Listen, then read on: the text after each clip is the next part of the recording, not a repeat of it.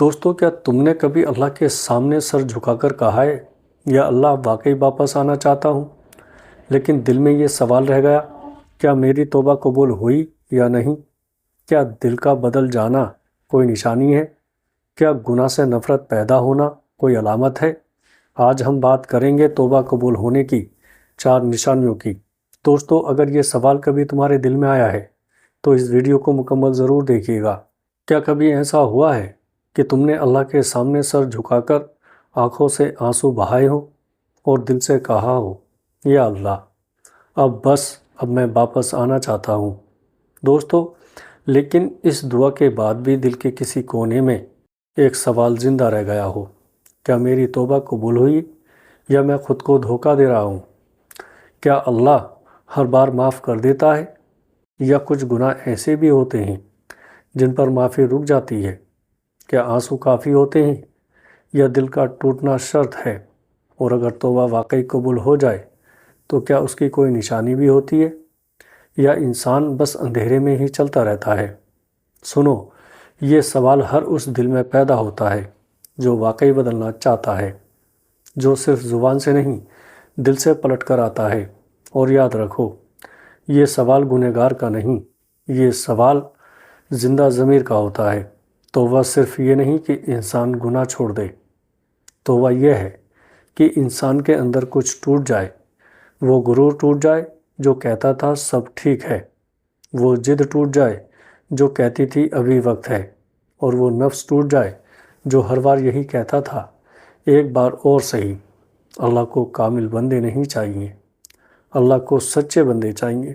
دوستو، جو گر کر بھی اسی کے در پر آ کر بیٹھ جائے، جو چھپ کر گناہ کرے مگر تنہائی میں شرمندہ بھی ہو، اور یہی شرمندگی توبہ کی پہلی سیڑھی ہوتی ہے۔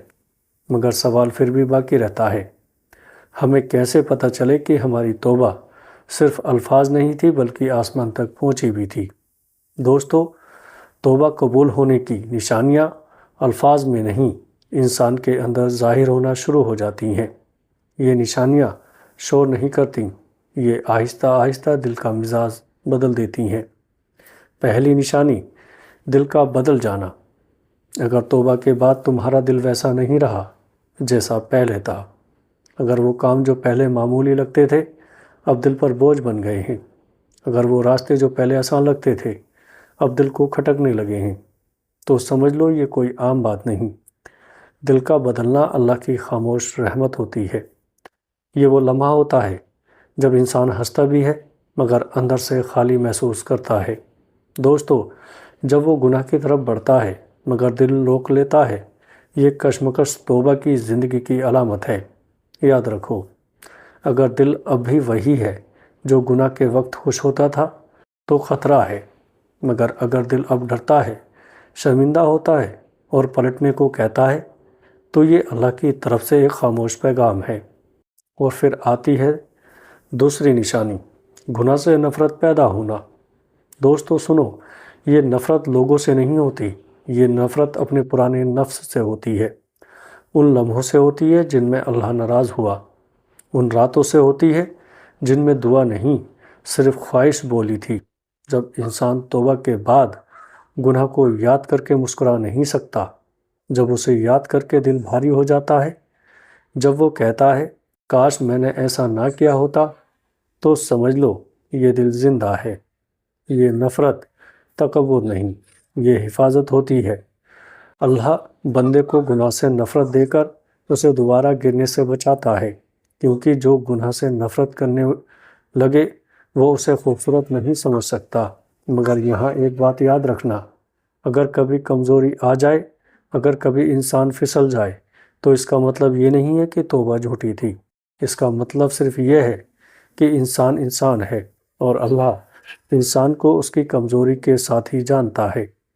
اصل فرق یہ ہے کہ اب گرنے کے بعد دل فوراً جاگ جاتا ہے، ضمیر فوراً آواز دیتا ہے اور آنکھیں اللہ کو ڈھونڈنے لگتی ہیں۔ یہاں بہت سے لوگ رک جاتے ہیں، وہ کہتے ہیں بس یہی 2 نشانیاں ہوں گی، مگر حقیقت یہ ہے کہ اصل نشانیاں ابھی باقی ہیں۔ دوستو، کیونکہ کچھ نشانیاں ایسی ہوتی ہیں جو صرف دل نہیں بلکہ زندگی کا رخ بدل دیتی ہیں۔ وہ نشانیاں جو انسان کو اللہ کے اور قریب لے آتی ہیں، اور وہ نشانیاں ہر ایک کو نہیں ملتی۔ خاموش وفا، کیونکہ اگر وہ نشانیاں تمہاری زندگی میں آ جائیں تو سمجھ لو اللہ نے تمہیں خالی ہاتھ واپس نہیں لوٹایا۔ یہ وہ نشانیاں تھیں جو انسان کے اندر خاموشی سے جنم لیتی ہیں، مگر توبہ کا سفر یہی ختم نہیں ہوتا، کیونکہ جب اللہ واقعی کسی بندے کو معاف کرتا ہے تو وہ صرف گناہ چھڑوا نہیں دیتا، وہ بندے کو اپنی طرف کھینچنا بھی شروع کر دیتا ہے۔ اور یہی وہ مقام ہے جہاں توبہ قبول ہونے کی تیسری نشانی ظاہر ہوتی ہے، نیکی کی طرف کھنچاؤ بڑھ جانا۔ دوستو، اگر توبہ کے بعد تمہیں نیکی مشکل نہیں لگ رہی، اگر نماز بوجھ نہیں لگ رہی، اگر دعا اب رسمی نہیں لگ رہی بلکہ دل سے نکلنے لگی ہے، تو یہ کوئی اتفاقاً نہیں، یہ اللہ کی طرف سے بلاوا ہوتا ہے۔ یہ وہ لمحہ ہوتا ہے جب انسان کہتا ہے، میں خود کو زبردستی نہیں بدل رہا، کچھ ہے جو مجھے اندر سے کھینچ رہا ہے۔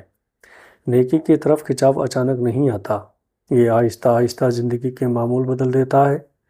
وہ کام جن کے لیے پہلے بہانے بنائے جاتے تھے، اب دل خود کہتا ہے چلو کر لیتے ہیں۔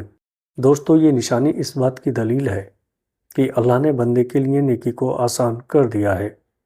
اور یاد رکھو، جس کے لیے نیکی آسان ہو جائے وہ اللہ کے بہت قریب ہوتا ہے۔ پھر ایک وقت ایسا بھی آتا ہے کہ بندہ تنہائی ڈھونڈنے لگتا ہے، شور سے دور، دنیا سے الگ، صرف اس لیے کہ وہ اپنے رب سے بات کر سکے۔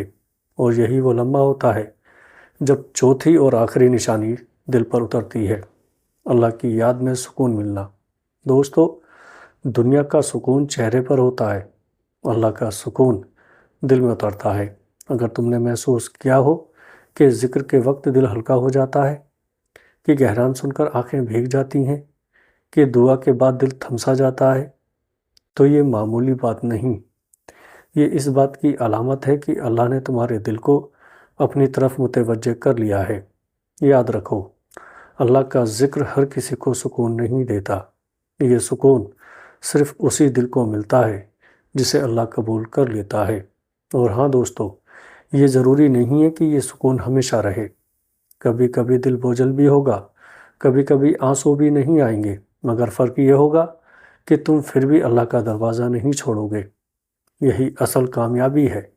اب یہاں ایک بات بہت غور سے سنیے گا، اگر تم یہ چاروں نشانیاں اپنی زندگی میں محسوس کر رہے ہو تو اس کا مطلب یہ نہیں ہے کہ تم فرشتہ بن چکے ہو، اس کا مطلب صرف یہ ہے کہ تم راستے پر ہو۔ شیطان کبھی بھی اس راستے کو آسان نہیں چھوڑتا، وہ آخری وار کرتا ہے مایوسی کا، وہ کہتا ہے پھر وہی گناہ ہو گیا، تمہاری توبہ جھوٹی تھی۔ مگر حقیقت یہ ہے کہ توبہ کا تعلق کبھی نہ گرنے سے نہیں بلکہ ہر بار پلٹ آنے سے ہے۔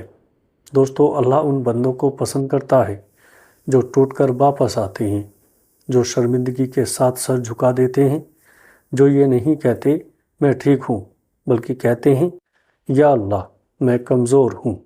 اگر تم آج بھی اسی احساس کے ساتھ اللہ کے سامنے کھڑے ہو تو یقین رکھو تم خالی ہاتھ نہیں ہو۔ دوستو، ویڈیو اچھی لگے تو آگے دوستوں میں شیئر ضرور کریے گا۔ السلام علیکم ورحمۃ اللہ وبرکاتہ۔